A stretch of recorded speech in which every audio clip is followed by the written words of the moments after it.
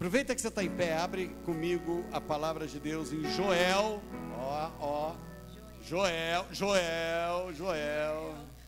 Joel, Antigo Testamento, profetas. Depois de Ezequiel, depois de Daniel, aí você tem Joel. Aí você vem Oséias, tal, e vem Joel, capítulo 2, verso 28.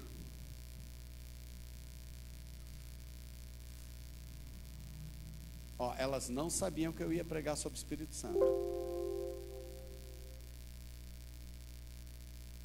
Nem o Xande sabia, ele sabia só o nome da palavra.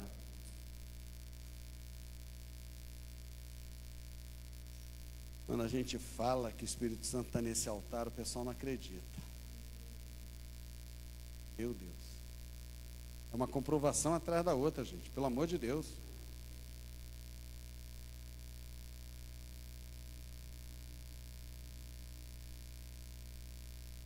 Nossa função é avivar o mundo.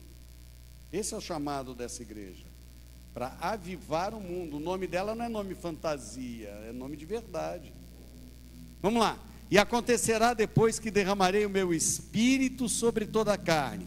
Vossos filhos e vossas filhas profetizarão, vossos velhos sonharão e vossos jovens terão visões. Amém? Podemos sentar. Vamos dar uma contextualizada aí. É uma contextualizada aí de 4 séculos mais ou menos.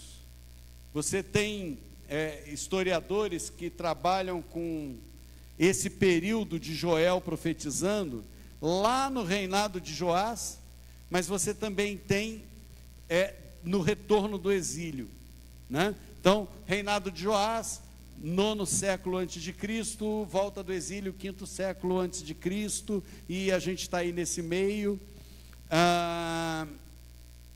E tinha acabado de haver uma infestação de gafanhoto em Jerusalém. Tinham devorado tudo. Eles passaram e saíram comendo tudo. Quer ver? Aqui no capítulo 1.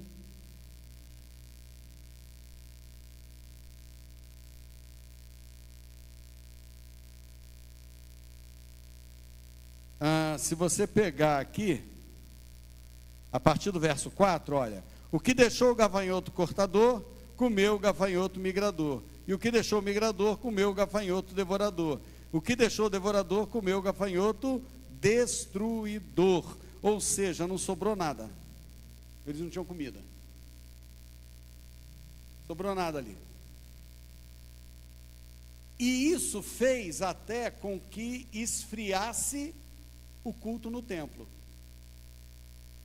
tá? Porque olha só, a praga do gafanhoto destruiu a agricultura, a crise religiosa, né, levou o culto de Deus a ser interrompido por falta de grão para oferta.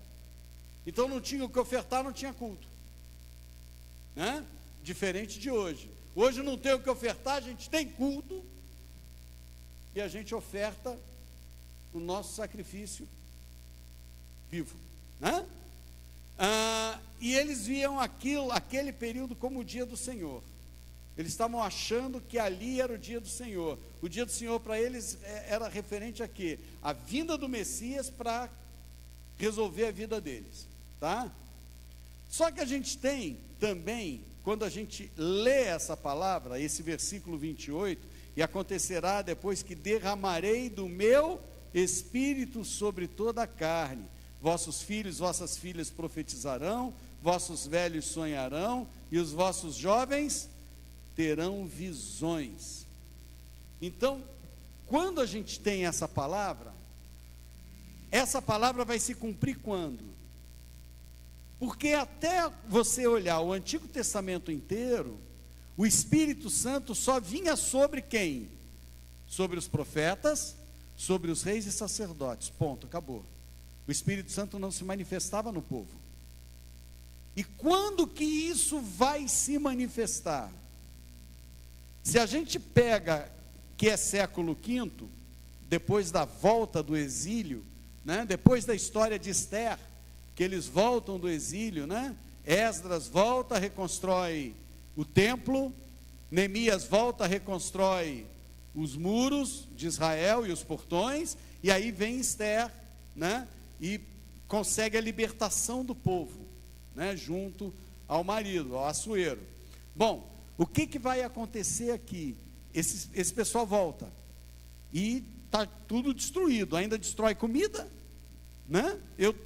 Eu tendo a aceitar mais que é na volta do exílio mesmo que acontece tudo isso. Então, 500 anos depois, se a gente está no século V a.C., são 500 anos até Cristo voltar, até Cristo chegar, nascer, bebezinho lá, né, em Nazaré. E aí, o que vai acontecer aqui? 30 anos depois, 33, 34 anos depois, quando Jesus morre na cruz, logo depois acontece o quê? Jesus sobe e fala o que para eles, quando ele vai subir lá no capítulo 1 de Atos? Ele fala assim: olha, eis que enviarei para vocês o Espírito no meu lugar.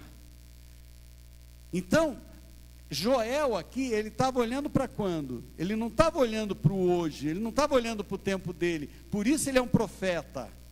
Ele estava olhando 500 anos depois, ele estava vendo Pentecoste, ele já estava vendo Atos 2 acontecer, ele estava vendo Pentecoste acontecer, ele estava vendo o Espírito Santo sendo derramado.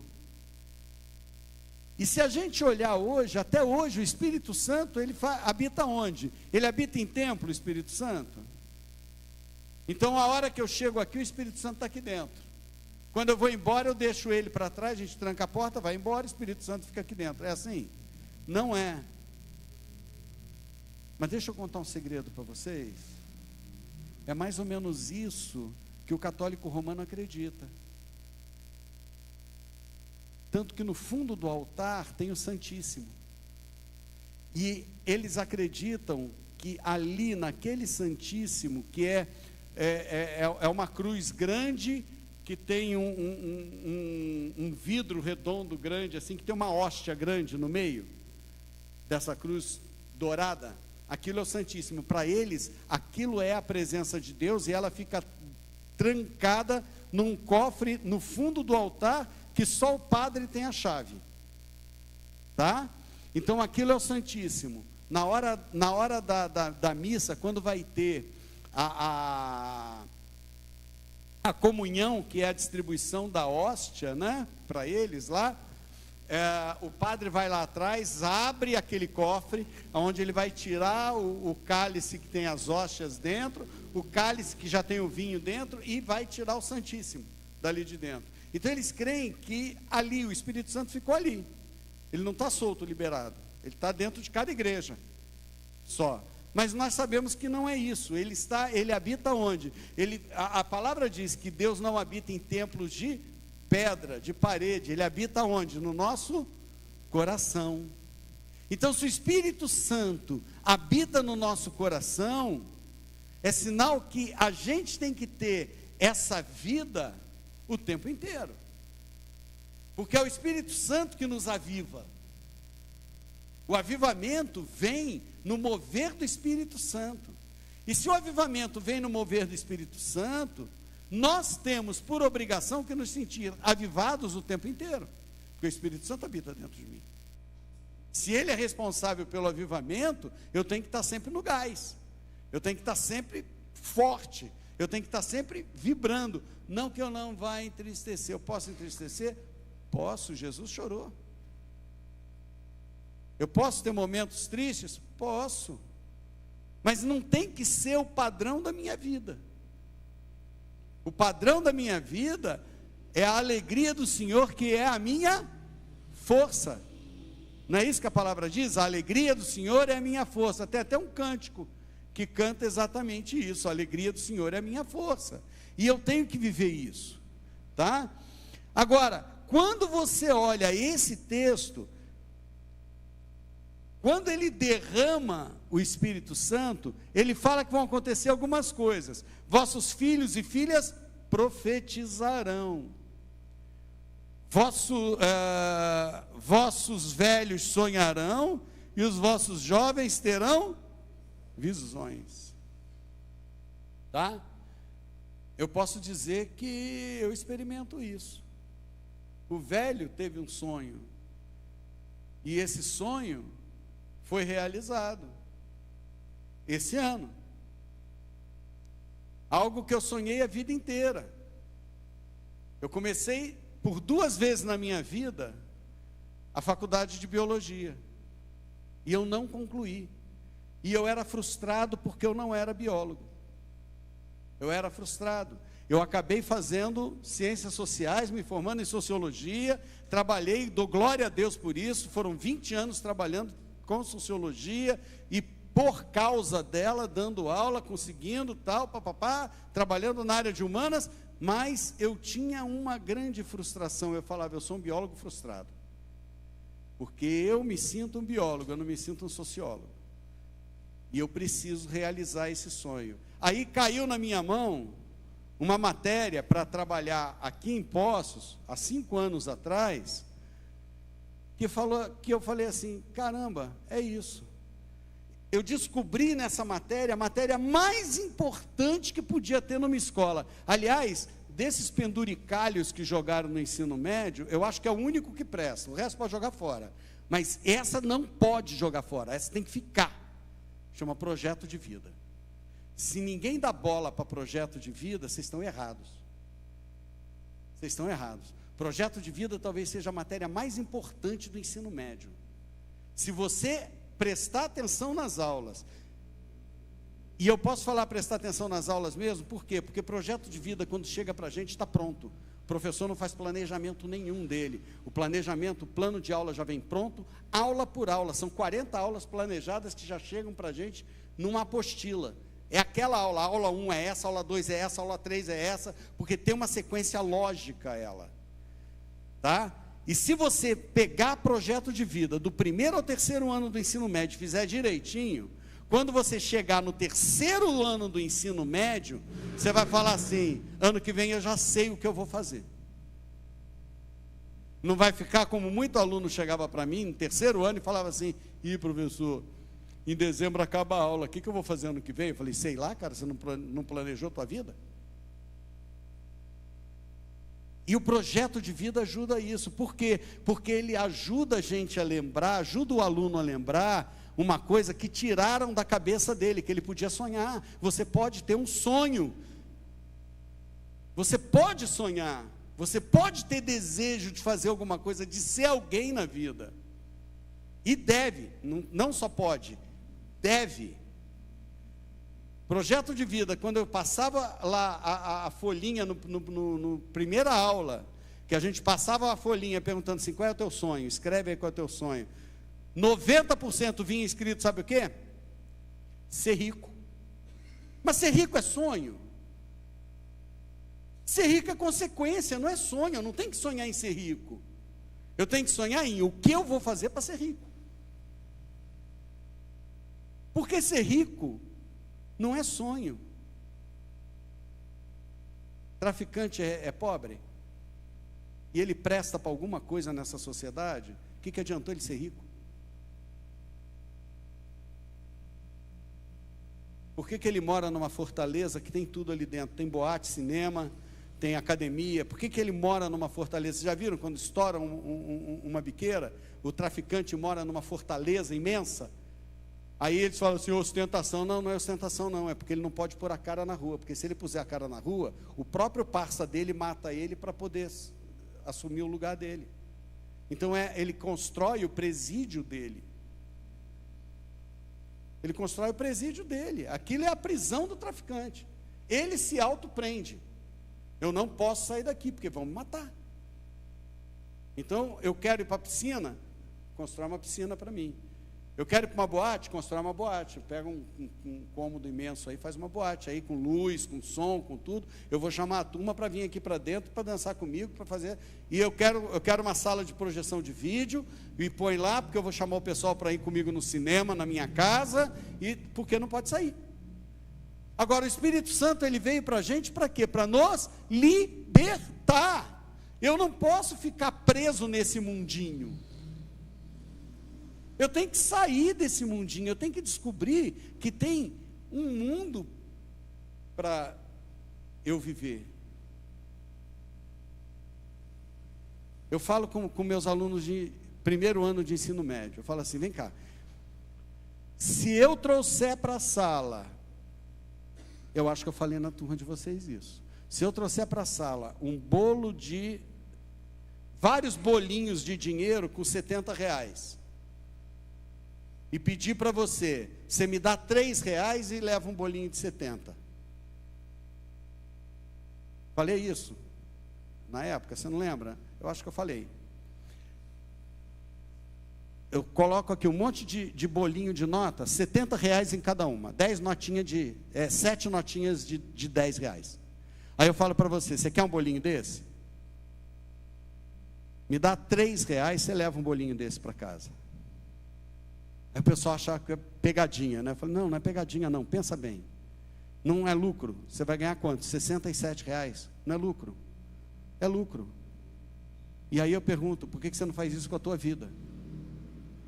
Por que você não investe 3 anos de ensino médio para ter 70 anos de vida boa depois? Por que você não pega 3 anos da tua vida, esquece mundo, esquece tudo, eu vou estudar, eu vou pegar as melhores faculdades que eu puder pegar, eu vou passar nas melhores vagas, eu vou pegar o Enem e passar nas melhores colocações, para quando eu chegar no SESU, eu conseguir pegar uma universidade pública, para a universidade pública não ficar na mão da elite, para eu poder entrar lá e pegar uma faculdade forte, que vai me formar forte, que eu vou entrar no mercado de trabalho forte. Isso é sonho. Mas mais do que sonho, isso é visão. Porque quando Joel fala que ele vai dar para o jovem visão não é para você ficar vendo anjo e demônio na rua, assim, não é essa visão, é visão, é projeto de vida. Eu vou te ensinar a ver lá na frente, a ter uma visão à distância. É revelação. E quem pode te dar essa revelação é o Espírito Santo, que vai vir sobre a gente, sobre todo mundo. Quando eu comecei a dar projeto de vida, eu falei, cara, eu tenho um sonho que está adormecido. Por que eu não posso sonhar?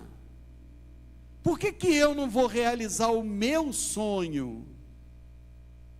Eu falei, eu vou realizar o meu sonho.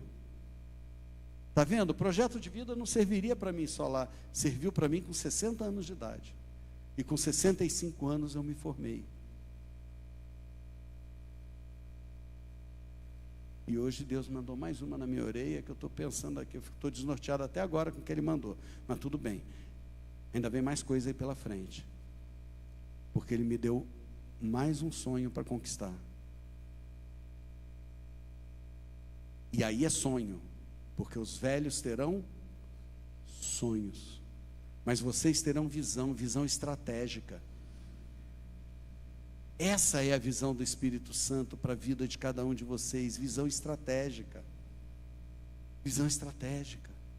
Não tem uma matéria na escola que seja bobagem.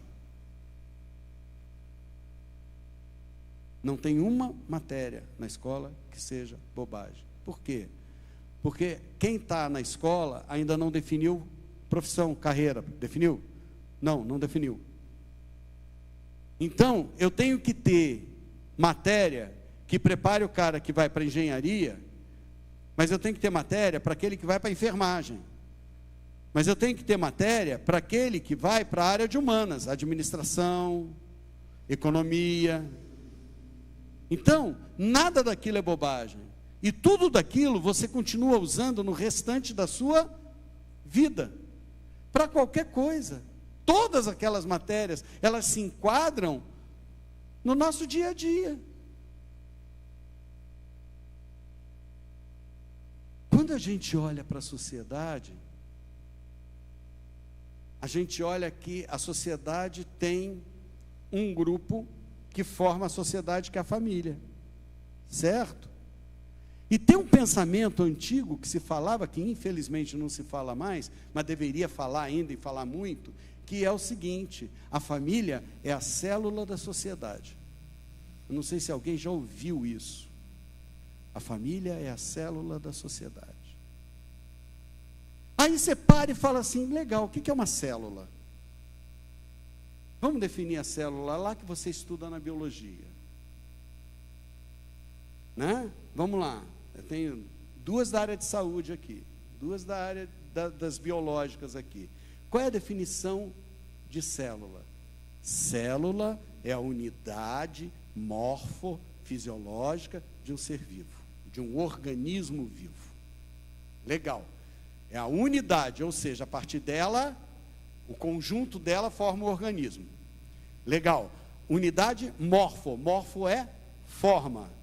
Fisiológica é função, fisiologia, função. Morfologia, forma. Fisiologia, função. Então, quando fala que a família é a célula da sociedade, está dizendo que a família, ela que dá forma e função para a sociedade. Está vendo como você pega uma coisa que é dito lá na escola num contexto e você traz para um contexto da tua vida, para o teu dia a dia? Então a tua família, ela tem que hoje estar dando forma e função para a sociedade. A minha família precisa ser funcional. Ah, mas como é que a minha família vai ser funcional? Eu estou lá dentro. O Espírito Santo habita em mim. Eu vou orar. Tem alguma coisa disfuncional na minha família? Eu vou dobrar meu joelho e vou orar. Porque eu estou orando para alguma coisa contra a Bíblia? Não, eu estou orando para a funcionalidade da minha família. Para o meu pai ser meu pai e ser marido da minha mãe. Para minha mãe ser minha mãe e esposa do meu pai. Para ter função na minha família. Para cada um exercer a sua função. Porque uma família organizada e funcional, ela se fortalece e o mundo não atrapalha ela, ao contrário. Se você tem um prédio torto, você não fica apontando para o prédio torto, falando o prédio está torto. Você constrói um reto do lado. O prédio reto mostra que o outro prédio está torto. A minha família organizada e reta, e a minha família no altar de Deus, e a minha família sendo funcional, ela aponta que as outras são ruins. Ah, mas eu estou aqui só para apontar que as outras são ruins? Não, eu estou aqui para mostrar como uma família funcional funciona. Uma funcional funciona. E eu vivi o maior exemplo disso na minha vida. A minha família, tanto do lado do meu pai quanto do lado da minha mãe, eram extremamente disfuncionais. E a minha família em casa, eu era filho único, meu pai, minha mãe e eu. A minha família era disfuncional. E o que eu mais sentia falta era isso, era ter uma família legal. Com 30 anos de idade, eu conheci a família da Selma, eu conheci a Selma. E eu fui conhecer a família dela. Foi no dia 31 de dezembro, numa virada de ano, onde a minha família enchia o pote. Enchia o pote. Bebia a noite inteira. E daqui a pouco era tio bêbado para um lado, tio bêbado para o outro. Briga, discussão. E eu chego na casa da mãe dela, com os 8 irmãos da mãe dela reunidos. Eles eram em 8, com os filhos reunidos, filhos que hoje são pais, mas os filhos reunidos na época, eu estou falando de 1991, os filhos reunidos, todo mundo reunido, sem uma gota de álcool, todo mundo de cara limpa, todo mundo ali se divertindo, dando risada a noite inteira, jogando truco. mesa de truco ali, eles jogando truco ali, a noite inteira, dando risada, feliz, alegre, se abraçando, se beijando. Aquilo foi o maior impacto que eu tive na minha vida. Eu canso de falar isso. A família da Selma me levou para Jesus, porque eu quis saber o que aquela família, que eu queria tanto ter uma igual, tinha, que a minha não tinha. E eu descobri que era Jesus. E ali eu fui impactado. E ali eu comecei a ser trabalhado, inclusive por um concunhado meu, que é pastor lá em Santo André. Ele sentou comigo. E eu estava cansado de sentar junto com líderes religiosos. Gente, eu passei em tudo. Você imaginar aí, eu só não fui muçulmano. No resto eu passei em tudo. Até religião japonesinha lá, de rezar em japonês eu passei. Seichonoye. Passei pela igreja messiânica. Reverenciar lá o Masaharu Taniguchi, o Meishu Sama e por aí afora. Cara, eu fui da macumba, fui cortado no candomblé. Cortado literal, punhal cortando meu braço, cortando meu peito, cortando minhas costas. Não tem uma marca. Porque na hora que eles iam abrir o frango na minha cabeça, a entidade que estava lá virou e falou assim: não joga sangue, o homem de branco está atrás dele, não vai sobrar aqui nada inteiro, vai quebrar tudo. O que eles viram atrás de mim? Jesus. Aí abandonei tudo aquilo depois de um tempo, não queria mais nada daquilo, e aí eu fui parar para o lado das religiões mais intelectualizadas lá, e eu fui parar dentro do Rosa Cruz. Rosa Cruz é um braço da maçonaria, era um pulo para cair dentro da maçonaria. E aí um dos exercícios que tinha no Rosa Cruz é o seguinte: você vai entrar num lugar completamente escuro, que tenha um espelho, e você vai olhar para esse espelho, e vai concentrar nesse espelho, porque você vai ter uma visão. Eu entrei no banheiro lá de casa, que era o único lugar que tinha um espelho assim, fechei a porta. Isso foi mais ou menos uns 6 meses a 8 meses antes de eu conhecer a Selma. Entrei, fechei a porta, fiquei olhando para o espelho. Daqui a pouco começou a formar uma imagem, eu comecei a tremer. Aí começou a formar uma imagem. Aí daqui a pouco eu comecei a me sentir em paz. E aí eu vi Jesus aparecendo para mim. Já tinha sido uma vez lá, já tinha sido outra vez aqui. Aí começaram a me evangelizar mesmo. Aí eu conheci a Selma, fui conhecer a família dela, o cunhado dela me evangelizando, tal, papapá, papapá. Aí um amigo começou a me evangelizar. Aí no dia seguinte, aí um belo dia eu ia ter uma entrevista para dar aula de informática, porque eu conheci a Selma, que eu fui professor de informática dela, para dar aula de informática no Senac, em Pouso Alegre. Aí eu já estava começando a ser evangelizado mesmo, já estavam falando muito de Jesus para mim e tal. E eu sempre gostei. Jesus era uma coisa que, era uma pessoa que eu sempre gostei. Eu nunca desfiz de Deus, eu nunca culpei Deus pelos meus erros, e nem Jesus, muito pelo contrário. E aí um dia, aí nessa noite, eu deitei, estava um frio louco em Pouso Alegre. Aí eu falei assim: bom, se o senhor é de verdade mesmo, olha só, eu estava convertendo, gente. Se o senhor é de verdade mesmo, eu quero sentir o senhor hoje, eu quero emprego amanhã.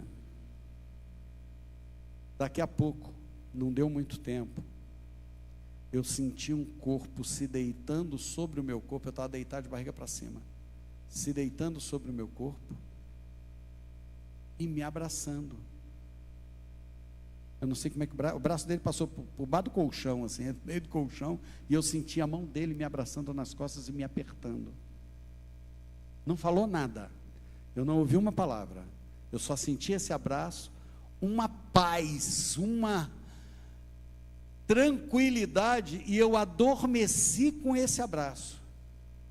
No dia seguinte eu levantei, me arrumei, bati na porta do Senac, falei com a diretora lá do Senac de Pouso Alegre. Sou eu, um amigo tinha me indicado, sou eu, que o Tânis me indicou, tal. Ela, tudo bem, então vamos conversar. Começou a conversar comigo, e aí o Tânis chegou, esse amigo, ele também era professor lá, estava precisando de mais um. Aí ele falou, olha, não, a matéria aqui ele vai dar de olho fechado, tranquilo, era só para ele te conhecer mesmo. Ela falou, está contratado. E eu comecei naquele mesmo dia eu tive aula. E aí eu comecei a falar, esse Jesus não está lá naquele Santíssimo, esse Jesus está do meu lado. E aí eu comecei a querer mais Jesus. Isso foi em 1991. O da Selma, eu conheci a Selma em 90. A virada de 90 para 91 foi que eu conheci a família dela, e isso foi em 91. Em 94 eu fui batizado. Porque eu fui para Brasília, levado para Brasília para trabalhar na sede da Sara Nossa Terra, fazendo o programa de TV do Robson Rodovalho. Então eu fui para lá para produzir o programa de TV dele. E lá eu fui batizado. Lá acabaram de me evangelizar, lapidar tudo que tinha que lapidar. Eu fui batizado. No dia do meu batismo foi uma loucura. De sexta para sábado começou a sair um líquido viscoso transparente do meu umbigo, de escorrer. E eu não sabia, eu tomava banho, eu não sabia o que era aquilo. Eu tomava banho, eu joguei desodorante, falei, se está ferido, o desodorante é álcool, vai arder, e eu vou ver onde que está machucado. E nada. E eu fazia tudo, parava um pouquinho, daqui a pouco começava de novo. Parava um pouquinho, daqui a pouco começava de novo. No dia seguinte cedo, eu fui falar com o pastor que me deu o curso de batismo. Falei, pastor, aconteceu isso. Ele falou, você está esperando o quê? Depois de tanto contato que você teve com o inimigo, de tanta ligação e de tanto pacto que você fez lá fora, você esperava o quê? Que o capeta esperasse ir para dentro da piscina? Porque ele sabe que se ele entrar na piscina junto com você, ele queima na hora. Está tudo indo embora. Você está sendo liberto. Foi uma noite de libertação. Você está sendo liberto. Fui batizado no domingo de manhã. No domingo à noite, a hora que eu fui dormir, nessa época lá em Brasília, eu estava morando dentro do estúdio de gravação, porque era só eu mesmo que produzia o programa. Eu tinha um colchonete que eu jogava no chão do estúdio para dormir. Tinha um banheiro, tinha tudo lá, e lá era o prédio onde tinha o Instituto Bíblico da Sara Nossa Terra, onde eram as salas de aula. De repente eu comecei a ouvir um barulhão, janelas batendo, e eu fiquei apavorado, eu fiquei com medo. E aí eu fui chegando assim, de parede em parede, olhando para o cantinho, para saber o que estava acontecendo. Sabe essas janelas basculhantes que ela abre para fora assim? Né? Lá para fora? Lá era tudo isso, a volta do prédio inteiro eram essas janelas, mas janela grande que nem a nossa aqui. Grande assim. As janelas estavam batendo. Tá. Não tinha ninguém. De repente eu escutei uma gargalhada, daquelas que a gente só vê em filme de terror. E essa gargalhada se misturou numa arrancada de uma moto, e essa moto saiu e foi embora. No dia seguinte fui eu lá no ouvido do pastor, meu chefe. Não foi nem do que me batizou, foi do meu chefe. Ele chegou lá, aí eu falei assim, pastor, não dormi. Ele falou, por quê, cara? Você batizou ontem, que bênção. Pastor, não dormi, aconteceu isso, eu fiquei em pânico. Ele falou, aprende uma coisa, o capeta está te enchendo o saco. Cala a boca dele, manda ele calar a boca, você foi batizado, agora você Você tem legalidade para fazer isso. Fala assim, capeta, faz uma coisa, cala a boca, vai embora, em nome de Jesus, e me deixa dormir. Vira para o canto e dorme, não perde sono por causa de capeta não. Assim mesmo que ele falou comigo. Aí eu falei, é assim? Ele falou, é assim. E ali eu comecei a aprender um monte de coisa. Ali eu fui aprendendo, eu fui querendo aprender, e eu fui buscando aprender. E aí eu fui entendendo o que era o Espírito Santo dentro de mim. E aí eu comecei a querer esse Espírito Santo dentro de mim. E aí eu queria não mais o Espírito Santo só dentro de mim, porque eu já sabia que ele estava. Mas eu queria a manifestação do Espírito Santo na minha vida. E é exatamente isso que o Espírito Santo espera de cada um. Que a gente queira o quê? A manifestação dele na nossa vida. Que a nossa vida, ela venha a servir ao Espírito Santo dentro do propósito que ele tem. Então, quando Joel fala que ele dá visão ao jovem, essa visão que ele dá ao jovem, a gente leva ela para duas coisas. A gente leva essa visão para revelação, ou seja, o Espírito Santo vai te revelar. Como é que ele vai te revelar? Primeira forma fácil. Quer ter revelação do Espírito Santo? Hoje você vai ter uma revelação do Espírito Santo. Pega a tua Bíblia e lê. Mas ora antes de ler a Bíblia. Você não pega a Bíblia e não lê como um livro qualquer. A Bíblia, ela é a palavra de Deus escrita. Mas enquanto ela só está escrita, ela é o Logos de Deus. O que é Logos? Logos é a palavra escrita. Quando eu oro para ler a Bíblia, esse Logos de Deus se transforma no Rema de Deus. Rema é a palavra revelada. Então, quando eu oro antes, eu não sabia disso também. E como eu sempre gostei muito de ciência, eu peguei a Bíblia, vi um monte de número, eu gosto de fazer conta. Eu peguei a Bíblia e comecei a fazer conta. Peguei a genealogia lá em Gênesis, ela começa a falar, e aí Adão com tantos anos teve Caim e Abel, e aí teve com tantos anos, teve 7, porque aí ele já elimina Caim e Abel. Teve 7, e aí ele viveu mais tantos anos, e aí 7 com tantos anos teve o filho, que viveu mais tantos anos depois disso, e teve filhos e filhas, e aí veio, então, eu comecei a montar aquilo em tabela, na mão, porque não tinha computador, não tinha Excel, na mão, e vim batendo, quando eu cheguei no dilúvio em Noé, eu bati o olho naquilo, falei, caramba, tem erro. O avô de Noé viveu 2 anos a mais que Noé, a mais que o dilúvio, não pode, tem erro aqui. E aí eu fiz a conta, eu fiz 3 vezes a conta. 3 vezes eu fiz a mesma planilha.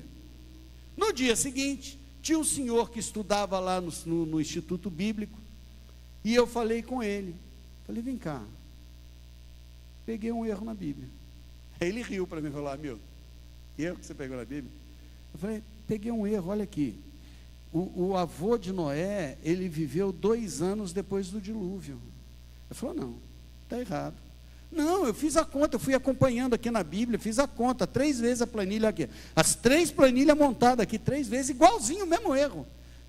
Ele falou assim, olhou para mim e falou assim, você orou antes de ler a Bíblia? Aí eu olhei para ele e falei assim, e precisa? Ele falou, não precisa. Tem. Ora. Aí eu falei, tá bom.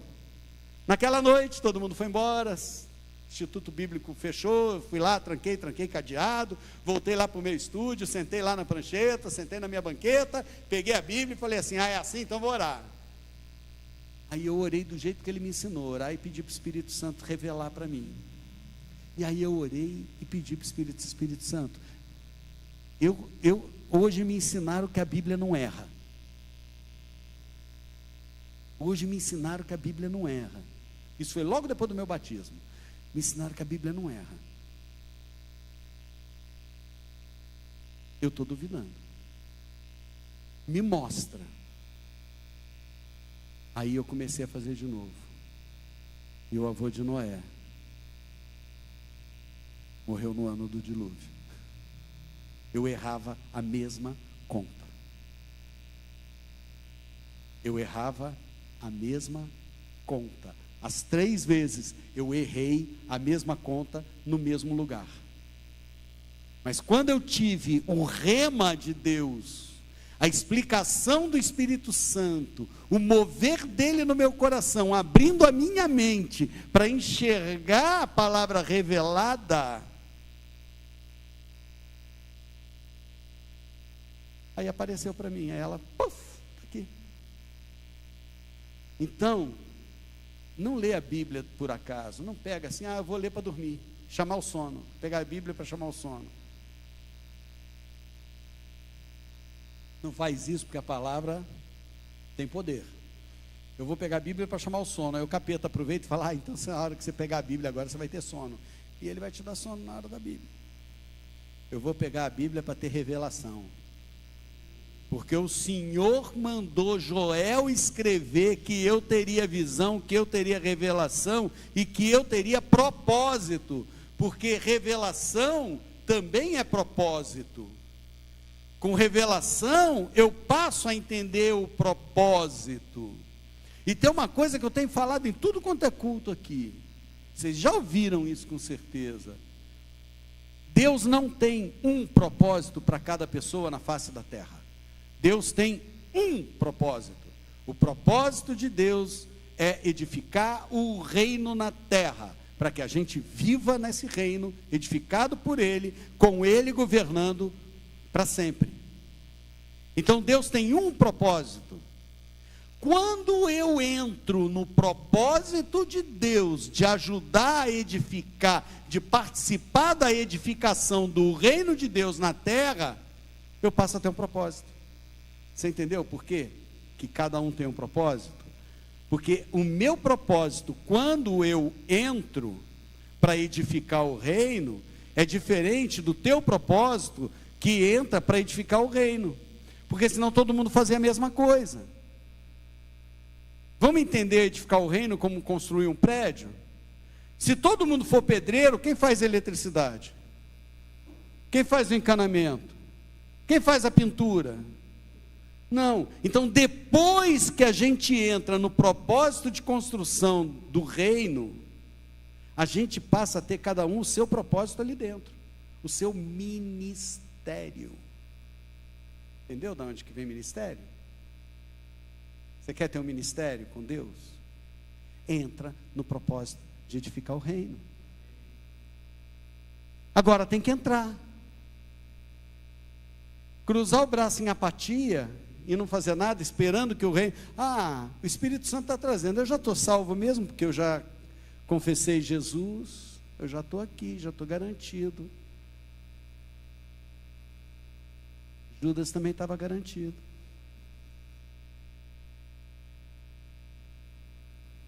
Ou não estava?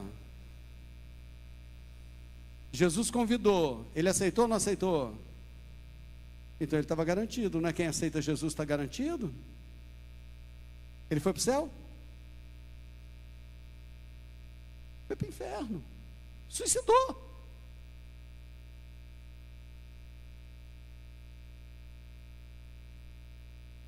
Se perde salvação, pastor, perde.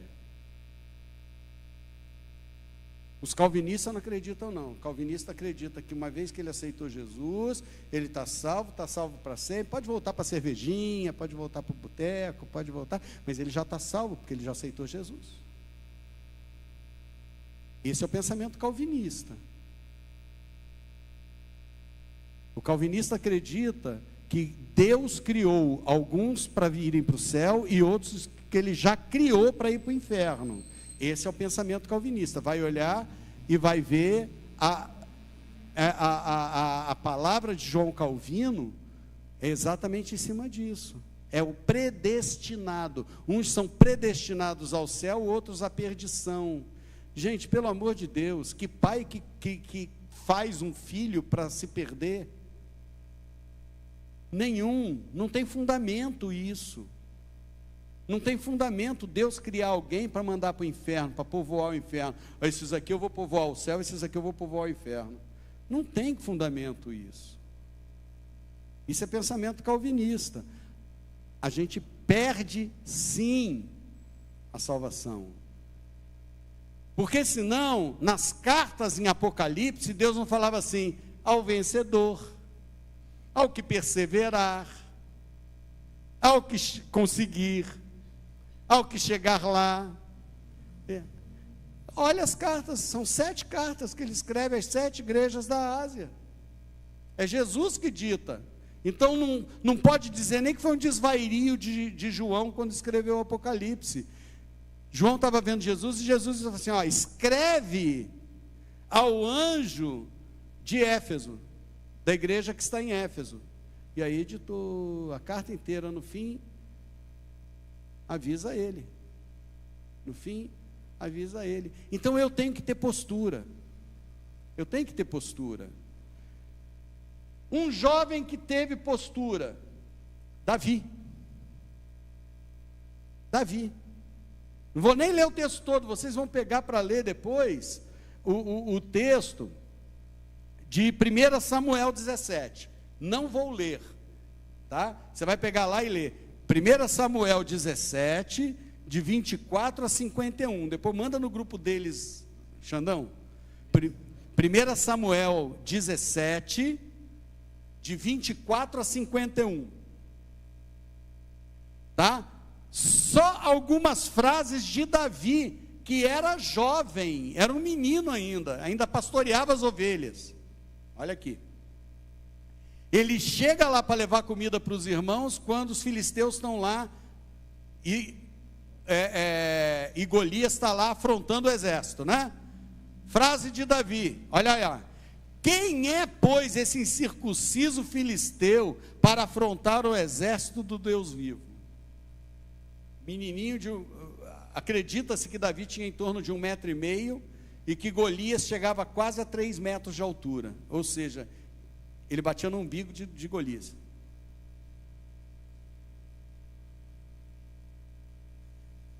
Na sequência ele vai falar assim: e Davi disse a Saul: não desfaleça o coração de ninguém por causa dele, teu servo irá pelejar contra o filisteu. Olha só, Davi falando para o rei, falando: cara, ninguém fica apreensivo não, eu vou lá resolver com ele. Depois, respondeu Davi a Saul: teu servo apacentava ovelhas do seu pai, quando veio um leão ou um urso e tomou um cordeiro do rebanho, eu saí após ele e o feri, livrei o cordeiro da sua boca, levantando-se ele contra mim, agarrei ele pela barba, o feri e o matei. Cara, ele pegou o leão pela barba e matou o leão. Deve ter enfiado uma faca pela barriga do leão. O leão aqui não representa o inimigo dele? Cara, pega o capeta pela barba e fala para ele assim: você está morto, vai-te embora agora, você não tem direito sobre a minha vida, sai. Isso é intrepidez do jovem. Jovem não é feito para ficar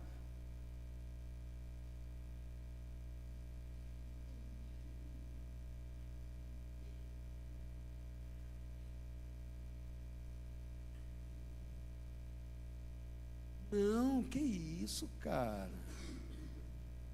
que isso, misericórdia.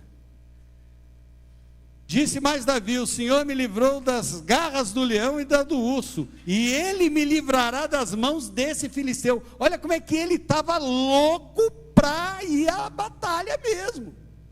Ah, você está pondo aí? Então vamos lá, verso, agora 45 e 46, são os 2 últimos que eu vou ler. Olha só. Davi, porém, disse ao filisteu, olha só como é que ele olha para Golias, né?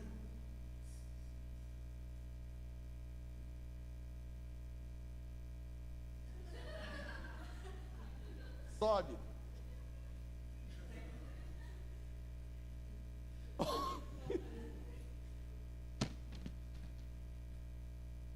Tu vens contra mim com espada, e eu e com lança e com teu escudo. Eu, porém, vou contra você em nome do Senhor dos Exércitos, o Deus dos exércitos de Israel, a quem tens afrontado. Hoje mesmo o Senhor te entregará nas minhas mãos, ferir-te-ei, tirar-te-ei a cabeça, e os cadáveres do arraial dos filisteus darei, hoje mesmo, às aves do céu, e às bestas feras dessa terra, e em toda a terra saberá que há um Deus em Israel. Convertiu. E cara, o que Davi fez? Pegou a funda dele, rodou, e lançou a pedra que acertou o quê? A testa de Golias. E Golias tombou, mas não morreu, ele tombou, desacordado, desfalecido, tombou. E aí Davi falou o que para ele? Que ia cortar a cabeça, não é? Mas Davi tinha espada? Não tinha espada. Davi foi lá, pegou a espada de Golias, e com a espada de Golias ele cortou a cabeça de Golias. E aí ele pegou e levantou a cabeça de Golias. Deve ter feito peso louco, né? Cabeça, já pensou? Cabeção daquele ainda com capacete, cabeção, levantou. E Davi, se você olhar um pouquinho antes, ele pegou 5 pedras, ele pegou 5 seixos no rio. Sabe por que ele pegou 5? Alguém sabe por que ele pegou 5? Porque Golias tinha 4 irmãos, ele achou que ele ia ter que matar os 5. Eles eram ainda descendentes dos nefilins, eles eram descendentes dos gigantes que povoaram a terra. E Golias tinha 5. Sabe o que aconteceu com os filisteus? Quando Davi mata Golias e mostra a cabeça de Golias morto, não ficou um. Fugiu tudo, pernas porque te quero. Esse baixinho invocado aí. E cara, era assim, tipo, 25 mil filisteus para 3 mil soldados de Israel. Soldado de Israel correram atrás dos filisteus, não sobrou um vivo. Deus era com eles. Mas quem teve a visão, quem teve a autoridade, quem teve a revelação de que iria matar os filisteus, porque o exército de Israel, inclusive 3 irmãos mais velhos de Davi, estavam no exército de Israel. Davi chega lá e eles ainda vêm dar bronca em Davi. Quem é eu, moleque? O que você está fazendo aqui? Veio vigiar a gente? Não, vim trazer marmitinha. Foi isso que o Davi foi fazer, levar comida para os irmãos. Cara, bando de velho barbado, cansado de guerra. O exército de Israel sempre ganhou guerra. E estavam tremendo, cara. Estavam batendo castanhola ali, ó, assim, ó, joelho, só ouvia joelhinho batendo ali. E Davi, aquele menininho, 1,5 metro de homem, rodando uma tiradeira,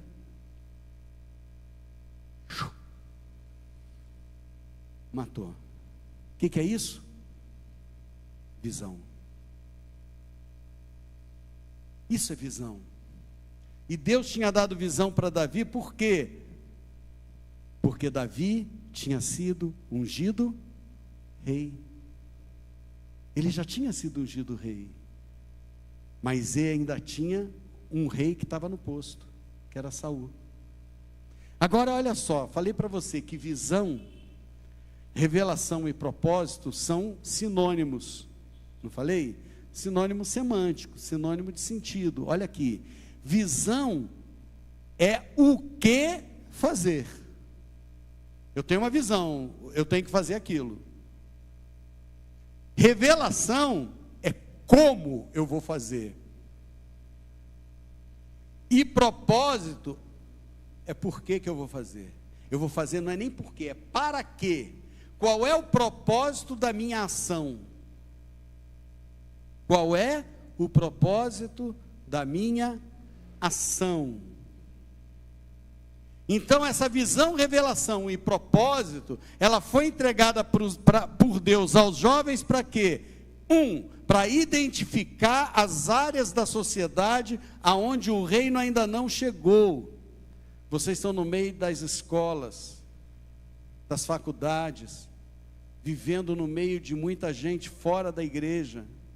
Vocês conseguem identificar, porque essa visão Deus dá para vocês, aonde ele não chegou, aonde o reino de Deus ainda não chegou. Quem é que precisa do reino de Deus?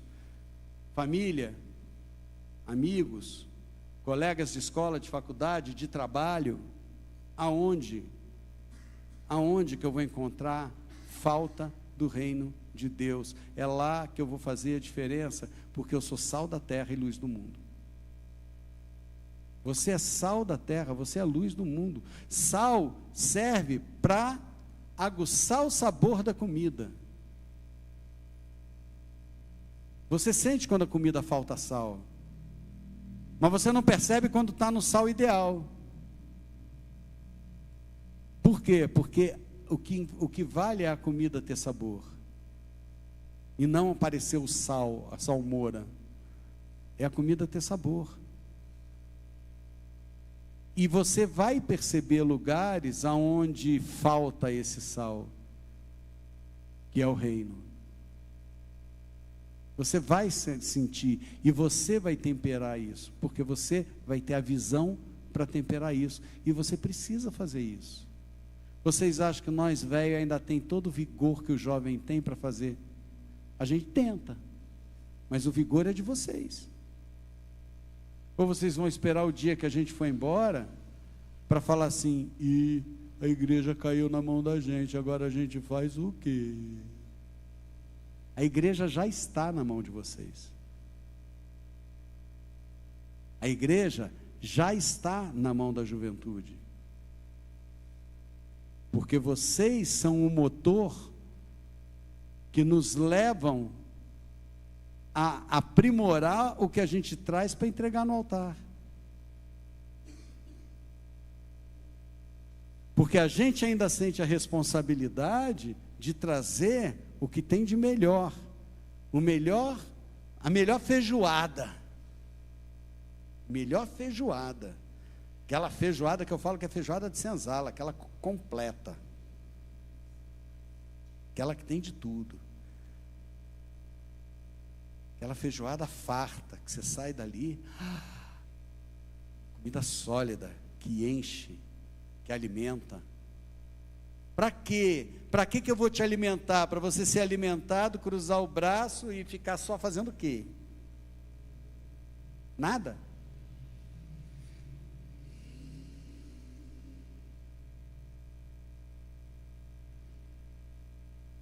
A mulher chegou para Elias e falou assim: teu servo morreu, vão levar meu filho, eu não tenho nada em casa, e vão levar meu filho para trabalhar porque eu tenho que pagar uma dívida. Falou: não, você vai fazer o seguinte, você vai pegar um monte de vasilha, vai levar para casa, vai pegar a botija que você tem de azeite e vai começar a derramar e encher as vasilhas, todas.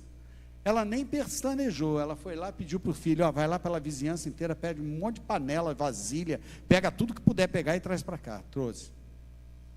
E ela começou a derramar, e começou a derramar, e começou a encher. Com uma vasilha, ela começou a derramar e encher vasilhas. E ali foi a primeira fábrica de óleo que teve naquele pedaço, porque não faltou azeite. E ela vendia o azeite e pagava a dívida. E vendia o azeite e pagava a dívida. E vendia o azeite e pagava a dívida. E a palavra não diz que o azeite acabou, ela diz: o azeite cessou. Quando chegou a última panela, o filho falou: pai, acabou, essa é a última. Aí a palavra fala: e o azeite cessou. Cessou é parar de correr. Mas eu garanto que quando ela estava com vasilha nova, o azeite voltou a correr. Tá? Uma outra visão que eu tive, uma das primeiras visões que Deus me entregou, Ele me mostrou uma ânfora. Sabe o que é ânfora? Aqueles vasos que a gente vê em filme antigo, de barro, dessa altura assim, que faz assim, ó. Tem hoje, o pessoal usa para plantar, né? Fazer planta ornamental, tal, papapá. E Deus me mostrou um vaso daquele, a borda daquele vaso era toda onduladinha assim, sabe? Toda onduladinha, cheia de biquinho assim.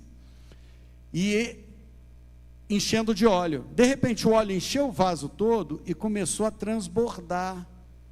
E eu falei, esse óleo vai se perder, olha, sonhando, esse óleo vai se perder. Quando eu falei, esse óleo vai se perder, parece que Deus entendeu, e ele, como um excelente diretor de TV, abriu o zoom. E aí embaixo de cada biquinho daquele que o azeite estava saindo, sabe o que tinha? Outro vaso recebendo óleo. E aí Deus falava para mim assim, se você não esvaziar do óleo que eu coloquei em você, eu não tenho espaço para colocar mais. E você vai ficar com óleo velho. E você não vai ter óleo novo. Então quando eu recebo azeite, quando eu venho no culto, recebo uma palavra e recebo e me encho com esse azeite, o que eu tenho que fazer? Derramar sobre a vida de alguém, para ficar vazio. E aí eu vou ficar vazio, e sabe o que vai acontecer? Deus vai falar assim, ele usou o óleo que eu dei para ele, eu vou encher de novo. E aí ele vai te encher com óleo novo, e eu vou derramar aquele óleo novo. E depois que eu derramar aquele óleo novo, eu vou ficar vazio, e aí ele vai me encher de novo. Então não adianta eu receber, cruzar o braço e falar, tá, recebi, esse óleo é meu, é para mim e acabou. Não, o óleo eu tenho que derramar. Eu tenho que derramar. Eu tenho que passar para alguém. Eu tenho que influenciar alguém. Nós não estamos na onda dos influencers? Cara, é influência. Você é um influencer do reino. É um influencer do reino. Para que você fica ali assim, sabe? Cara, grava. Acabei de chegar no culto, teve uma palavra tremenda, olha, falou isso é para a tua vida, hein? Acabou. 10, 15 segundos, 30 segundos. Cara, o pessoal vende carro com comercial de 30 segundos, você não vai vender Jesus com comercial de 30 segundos? Que é um produto muito mais perfeito de todos, não existe nada melhor, nada igual, nada comparável a Jesus. Não tem prazo de validade, não vence nunca. Derrama esse óleo que você está recebendo, não guarda para você, não guarda. Azeite tem prazo de validade, olha no vidro do azeite, tem prazo de validade. Estraga. Óleo velho, estraga. Não serve para mais nada. Para que você vai ficar cheio de óleo velho, não tendo espaço para Deus derramar óleo novo? Não. Jovem, visão. Vai derramar esse óleo para receber óleo novo. E Deus vai te dar visão aonde você vai derramar esse óleo. Vocês entenderam? Foi complicado? Doeu.